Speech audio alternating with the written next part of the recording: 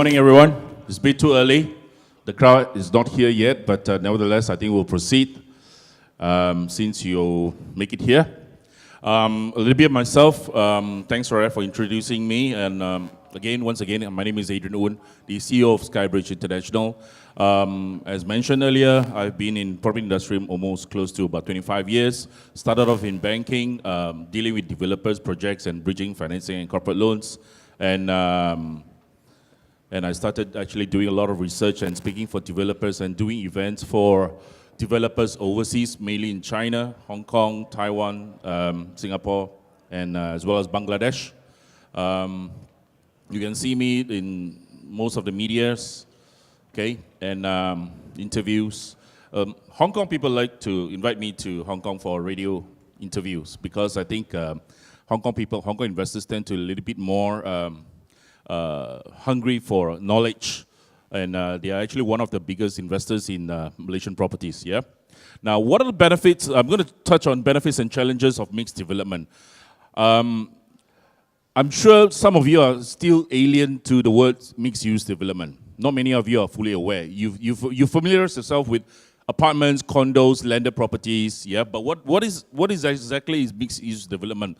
Well, as per definition, it says it's a type of urban development that blends residential, commercial, institutional, or entertainment uses where these functions are physically or functionally integrated.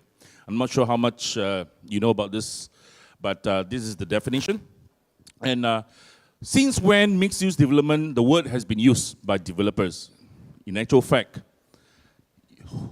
who's familiar with this building? Who's from Kuala Lumpur? You're from Kuala Lumpur? You're the only one from Kuala Lumpur. The rest of them from where? Hong Kong, China. What was the name of this building? Do you know? Pickling Flats. How come you know about this place? You live nearby here. Okay. Now, in actual fact, I was born and grew up with this place. Almost close to, I think, easily 20 to 30 years ago. Now, in fact, this is actually a government quarters. Mixed-use development, it's already there. Back then, way back then, about 40, 50 years ago, it's already in existence. Why? Because surrounding these flats has got a lot of barber shops, clinics, and whatnot, okay? And people always come to me and ask me, where to find good price properties. I always joke with them. I always say that, in Cantonese, they always say, Tiu Lao For. For those of you who speak Cantonese, what's the meaning of Tiu Lao For, Mr. Peter? Fire sale, Tiu Lao For. Well, this is actually a Tiu Lao For, but Tiu Lao means literally jump off the building. In fact, if you do not know, Pekeliling is actually one of the more famous building structures where everybody loves to leap out from the building, but this is just a joke. Now, mixed-use development, it looks something like this, in case you're wondering how it looks like. On top of it are basically stratified apartments, stratified condos, and underneath, normally it comes with a lot of retails and mixed-use shops, okay? Now, what are the benefits of a mixed-use development? One of which is actually the rejuvenation and the revitalization of the areas. Imagine a place that is bare, is not well known. Suddenly, this developer came on board and started doing a mega-sized big development. It basically gives a new, fresh perspective, new breath of life to an area that is traditionally may not be that popular. So one of the benefits when developers come and do a mixed development, it can actually rejuvenate the whole area. I'll give an example. I'm sure, how many of you been to London? So are you from London? No? Now, if you've been to London, have you heard of this place called Battersea Project? You have not heard? Okay, there's a mega project which is owned by a Malaysian developer. It's called Battersea. Battersea. It's basically used to be a power station. Now they went in there and redeveloped the whole place until so many of these London actors and singers and start buying into the place. But for those of you who've been to London, you know that area is pretty much dead. It is basically a power station. Nobody goes there, and because of the new entry of a new developer, they actually revived the whole place and turned it into a very, very sexy structure. Okay, that's how developer can actually make changes. Number two, providing the community a more integrated life cycle, hence the mantra, work, live, and play. Now, I'm sure you've heard of many developers actually toy with this catchphrase, work, live, and play, live your life, okay? It basically means in a mixed development, you can have everything within the development itself. You can work there, you can stay there, you can shop there. You basically do everything there. You do not have to go beyond your home. So that's why a mixed development is actually very useful to build a community where everybody can do whatever they want within the space itself. Yeah? Cost and time saving. Like I said, imagine yourself living in a mixed-use development. You can actually reduce your cost of traveling to another place, say, for instance, to buy something. Yeah? As long as the retail mix, the tenant mix is good, it actually will invite and attract a lot of prospective buyers to the retail tenants. And this is what it means by cost and time saving. Yeah? For example, where those days, even till now, I'm sure you live in some neighborhoods where, for instance, if you want to engage a nanny, yeah, you want to send your children to a childcare center, your son to a childcare center, normally you have to drive out. Can you imagine if it's a mixed-use development, you have a daycare center, you basically just send your children to the daycare center and you go off to work, and then when you come back, you actually pick your kids up. You don't have to travel that far. I'll open, by the time I end the presentation, I'll open up some questions and answers for you to ask, anything that you want to ask, okay? Reducing the car dependency, especially with transit-oriented development. For example, Hong Kong, Singapore. Now, I deal with a lot of Hong Kong people, and Hong Kong, though most of the buildings are pretty old. If you go to Hong Kong, you'll see a lot of old flats. But if you see underneath it, do you realize there's a lot of retail shops? They even sell duck rice, chicken rice, I don't know, a lot of fancy restaurants. They have this park and shop, like a 7-Eleven type of convenience store. So it has existed for many years back in these countries. In Malaysia, we have not really seen it. There are actually a few plots of development, mixed-use development, but not many yet. Yeah. Now, example is that if you stay in a mixed-use development, you reduce costs in terms of your traveling expenses. You don't need to go so far. Yeah. There's train stops right at your development where you can basically hop on to go anywhere, yeah, without worrying about parking. Sense of community. I want to share something with you today that you may not realize. I've been dealing with a lot of China investors for many years. There's one thing. You can ask me, why is that so? Do you realize a lot of China people, if you sell a development which is, let's say, about 400 units or 500 units, compared to 4,000 or 5,000 units within the same development, likelihood most of these Chinese nationals will buy into this high density. For us Malaysian, lower the density, the better. Correct? Correct? Because you prevent all the noise, the pollution, you get more space to yourself. But for the foreign investors, some of them, certain nationalities, especially in China, they do like very high density. For instance, 5,000, 6,000. So in the line of my duty, in the course of my work, I actually spoke to them and asked them, hey, 为什么你们这么喜欢这么多的房子，这么多的单位 means why do you like such a high density development? Because they're very used to high density development in China. Hence, they believe in the community living. The more the merrier, the more people the merrier. They do not like to buy into a building where there is no human traffic. Yeah? So for mixed development, sometimes the higher the density is actually good. Yeah? It's actually good.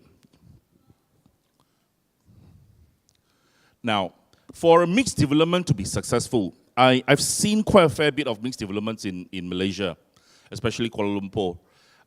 One of the things that I noticed is that you want the mixed development to be successful, it has to be iconic. Iconic in what sense? It could be the design of the building, the facade, or you could be having some really strong, powerful, big retail giants occupying the retail lots. it has to be iconic so that when people like me and you, typical Malaysians, where we go, we always mention, now, where do you normally go? Have you been to Publica? Yeah. Do you think Publica is successful? Still okay. If you compare to many, many years ago when it first completed, it was pretty dead. But now it has became a very trendy spot to be seen. Correct? You see a lot of my friends, every time they drive sports car, they will park at the valet one, until the valet is so good in business. Now, why Publica is so successful, just to give you a very successful mixed-use development example, is because they had, was it Ben's Grocer? Yeah? They had really a few giant retail tenants there to attract the crowds.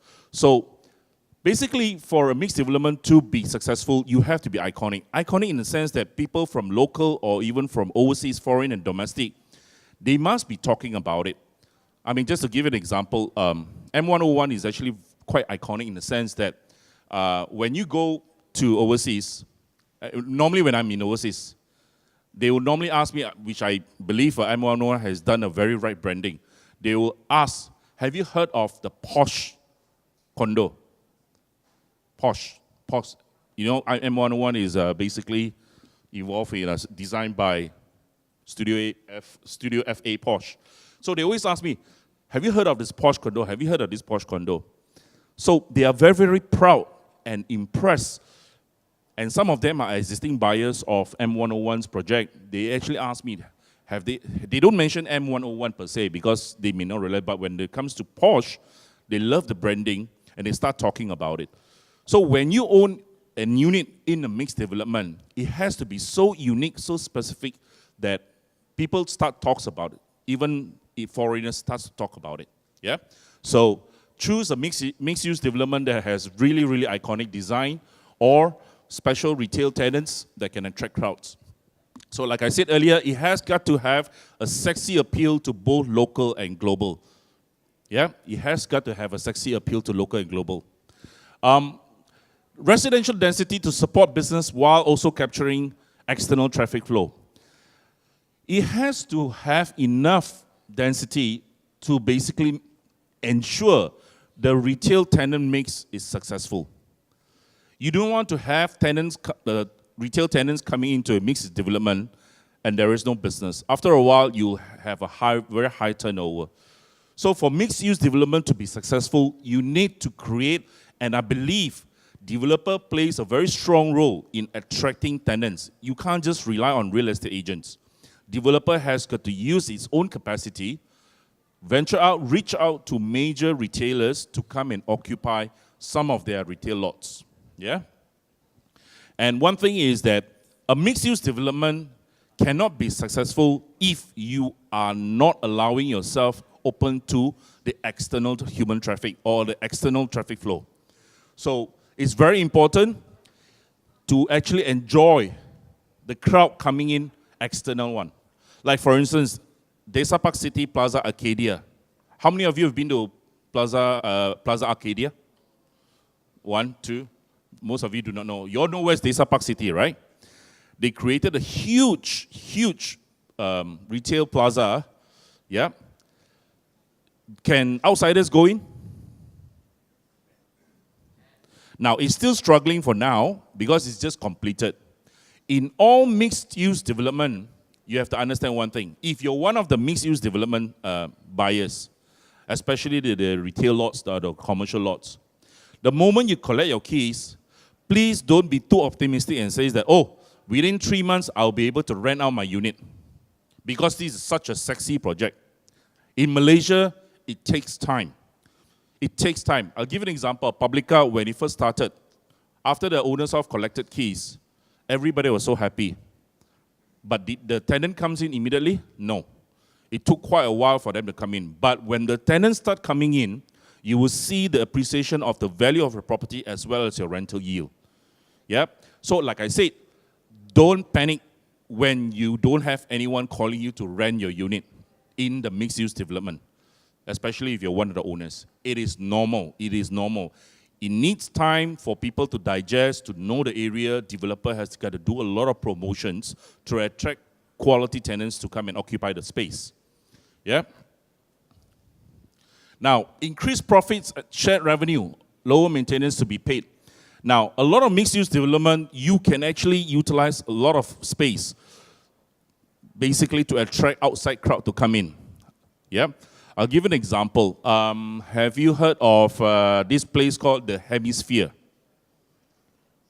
Those guys who like to take the girls out, want to impress girlfriends, you don't take them to normal mama, right? Or do you these days? Because of cost of everything is so expensive. Well, I'll share with you one place where you can take your girlfriends or boyfriends out. The Hemisphere in Regalia, the rooftop, it has turned into a rooftop restaurant. And I believe M101 has got a place called Red Sirocco. Where is this place, by the way? Wangi. Yeah, M101 has got a development called Sirocco or Red? Red Hotel. So rooftop, you've got something, right? Yeah. So please go and check it out. I've not been there, but just to give an example, developers can actually utilize a lot of space to attract profits, revenue from outside crowd that comes in. Okay? I'll give an example. This one, if you've been to Thailand, there's this place called the Labua Tower. How many of you have been? It's called Sirocco as well. Please go and check it out if you go to Bangkok. It's beautiful. It's beautiful. I believe there's another condo completed already, Banyan Tree. There's going to be a rooftop bar and dining as well. So you can actually attract crowd to increase the revenue so that if the developer is smart enough, they can create a lot of revenues for the building. Hence, it could be your maintenance fees. If you're one of the condo owners, it could be reduced if the profits are good. I just want to ask one question. If the retail lots of the mixed-use development, if the retail lots, you will have your traditional convenience stores, correct? You have your laundry shop, you have your normal mama shop. What if I say that if there is a nightclub there, do you think it's good or bad if you're the owner? Nightclub, hello? How many guys here been to nightclubs? Raise your hand. Not even a single soul, or one. You sure it's a nightclub? It's called what? Tempat Istirahat. Tempat Istirahat means the place where you go to relax, because at home you cannot relax. That's why you have to go to a relaxation center. Now, imagine yourself, if there is a nightclub in this mixed-use development, is it good or bad? I want to show of hands. Good for the area or bad for the area? Who agrees that a nightclub is good for the mixed development? Raise your hand. Who agrees that it's good? 3 of you. 4. The rest of you? Not good. Why is it not good, Peter? Bad influence. Noisy. Could be true. Could be false. I mean, it depends. I'll give you an example. What if I said that there is a nightclub there, doing very well. The patrons of the nightclub patronizes the mama shop after the nightclub. Go over to the convenience shop to buy things. That is increased revenue, yeah? Mixed development, the retail components of the mixed development must be successful. It has got to be successful. Otherwise, it may not be good news to all the house owners there, the condo. It has got to be robust. It has got to be robust. Yeah?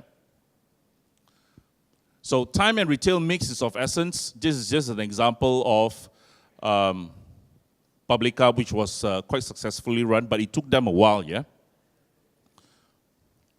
Now, what are the issues and challenges if you buy into a mixed development? Now, these are the due diligence that you should know of. Yeah, please take note of this. Control of tenant mix, because it's strata title. Now, you know, mixed-use development is always a stratified development. Yeah? If, this is just a suggestion, if the developers sell the retail lots individually to individual owners, it may not be a good idea. I personally would prefer the developer to hold on to the retail units, maintain that, seek quality tenants to come in, and they control the tenant mix. Otherwise, you will have all sorts of different owners running some own funny business there. For instance, they could be running a pirated DVD shop. You know, can you control them? You can't, because the unit belongs to them. So, developers' control on tenant mix in a mixed-use development is very, very crucial.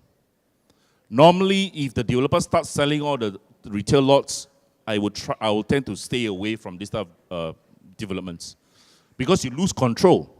I'll give you an example. You all heard of Sungai Wang? Is Sungai Wang doing well or doing not well? Why not well? It has still a lot of people, I think. Because Sungai Wang, all the units are sold to individual owners. And to refurbish the whole Sungai Wang, they need to seek approvals from all the individual owners. And the individual owners may refuse to participate in any refurbishment. Because why? They may need to fork out extra, for example. So individual owners, some of them are reluctant, some of them are okay with it. So that's why control of tenant mix by the developer is very crucial to ensure a successful development of mixed use. Okay? Contribution and maintenance fees for common areas. How does it feel? How does it feel? I'll give an example. If I'm a swimming coach, I rent one shop in one of the mixed-use development, then every day I have 50 students from outside, and I use your swimming pool to teach them.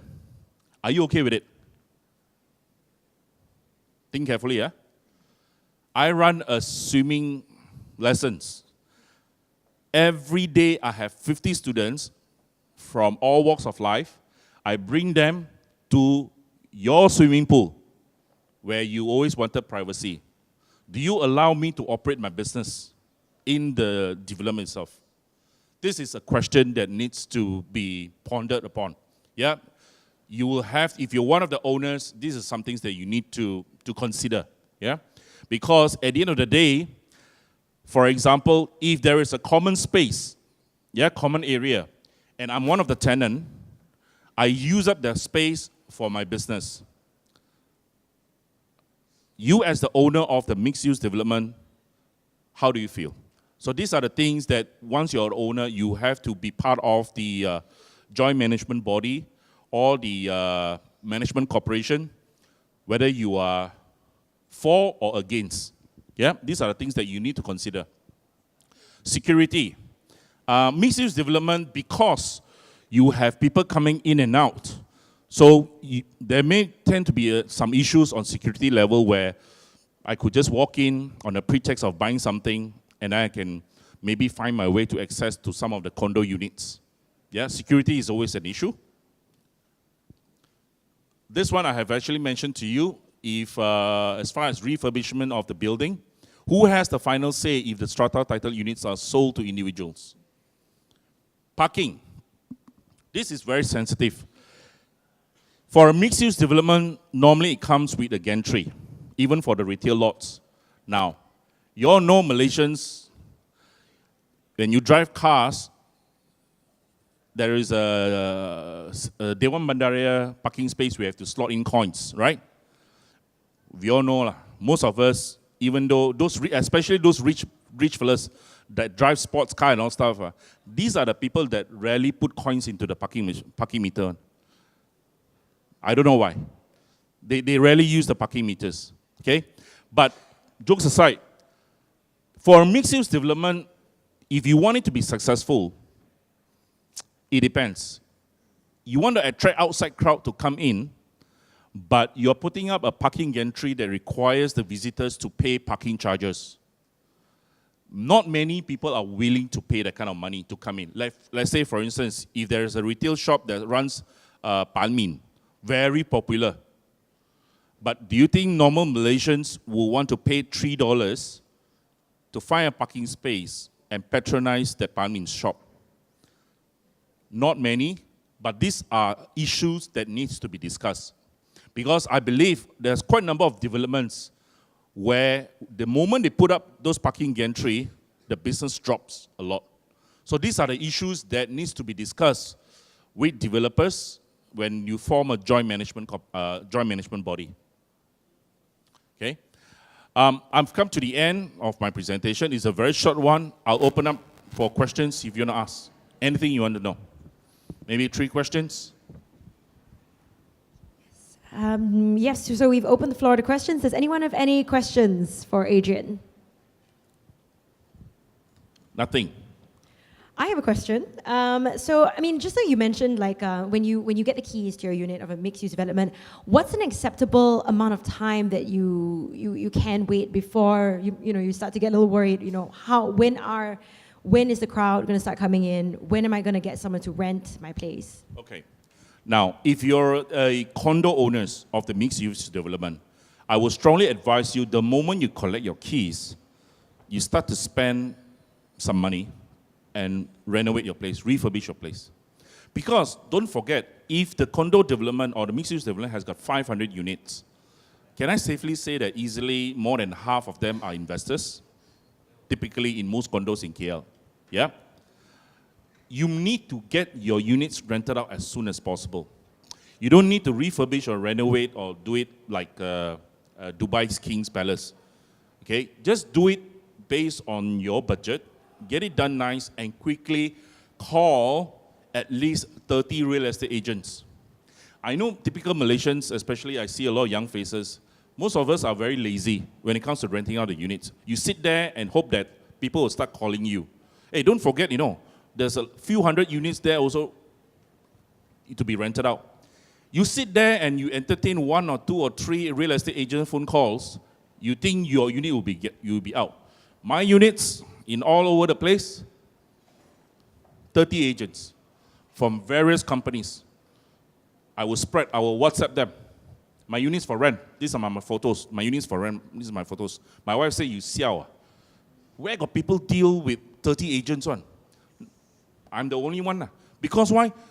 Every single day not rented out is an opportunity cost to me. And how much does it cost to engage an agent? Is WhatsApp free? It's cheap. Just a massive blast. Show them the photos after renovation, they will start calling me. And I believe if you engage 30 agents and your units are still not rented out, that means your unit very sway. If you do it up decent enough, there'll be people who look forward to rent from you. And agents, very simple. When you see so many units, and suddenly I saw a Peter's unit, which is nicely decorated and furnished, do you think he will want to rent your unit out? He will want to work on your unit. And I always advise people, when you get agents to go in, when you want to show to your prospective tenants, for me, I always show my units in the evening, at night. Even though I don't want to spend too much money, at least I will invest in a wallpaper of my living room and my bedroom. I will buy those those lightings that looks very expensive but made in China. So it's China pricing, but looks very impressive. I will on the aircon. I will ask the agent to bring the customer in the evening. They will say, can I see at 3 o'clock? Sorry, I'm working. Why in the evening? Because when you on the aircon, you bring customers to come in the evening, late at night. When you on those special lightings, do you know it has a very, very good effect on your walls? None of you tried this before. How many of you tried this before? None. Try that for your new units. If the units are bare, you can try this. Your success rate is a lot higher. Make sure you on your aircon. Don't be cheapskate when you show your units. So for retail, if you're retail owners, sad to say, you need minimum 6 months. Or until one giant retailer For example, let's say Jaya Grocer or Ben's Grocer or Village Grocer, if the developer managed to pull in such a big tenant that comes in, then your chances will be high. But if it's a normal retailer that comes in and you're one of the retail owners, you need to wait for a while before the place become really, really popular. Yeah. Do we have any other questions for Adrian? You don't want to ask anything that is always in your head since I'm here? Serious? Okay, I have another question actually. Okay, if you don't, then I'll make a move. Oh, I do, because you mentioned, issues of security and parking, and I think these are issues that are very important to all of us. Do you have any ideas of how a developer can tackle these issues? Any good examples of how maybe other developers have tackled these issues before? What issues is it? Security and parking. Well, securities and parking, securities generally, like I said, it's sometimes a little bit to control, unless, typical developer will have, these days is a very, very overused word. They have a 4-level security or 5-level security. For instance, the most basic things that one can do is to actually put another layer of security using access card that is away from the retail. Like for instance, if I buy something, I buy a chewing gum from Family Mart, and if I want to go to the residential, you need to have an access card. Just one example. Second example is that your parking.